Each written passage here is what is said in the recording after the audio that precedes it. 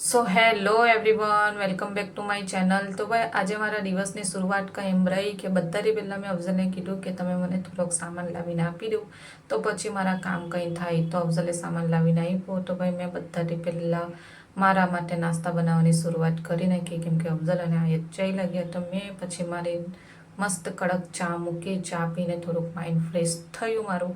તો ભાઈ આજે મેં આયતને ના પાડી દીધેલી હતી કે તારે આજે આખો દિવસ ફોન નથી લેવાનો. તો કેવું મોડું એકદમ નાનું કરીને બેસેલી છે, પણ એ બહુ ફોન જોતી થઈ ગયેલી હતી. તો મેં બહુ ઇરિટેટ થતી હતી એને વધારે પડતું ફોનમાં જઈને.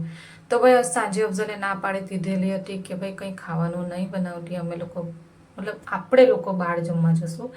તો ભાઈ અમે લોકો નીકળી ગયા, પણ ભાઈ સાહેબ અહીંયાનું ટ્રાફિક જોઈને મારી તો ભૂખ જ મરી ગઈ ને લેટ પણ બહુ થઈ ગયેલા હતા. તો ભાઈ રાંદેરના ખાવાના વખાણ એમ જ નથી. લિટરલી અહીંયા મેં ફર્સ્ટ ટાઈમ આવ્યું છું, અફઝલ આવેલા હતા એના ફ્રેન્ડ સાથે.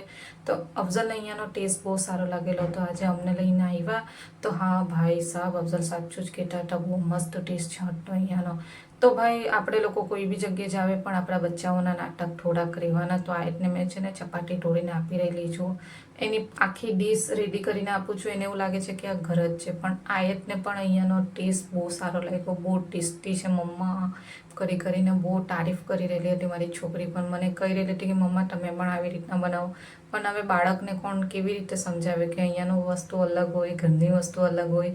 તો ભાઈ પેટ ભરીને ખાધું, પછી થાકી ગયા તો પછી અમે લોકો ઘર માટે નીકળી ગયા. હવે તમારા સાથે કાલે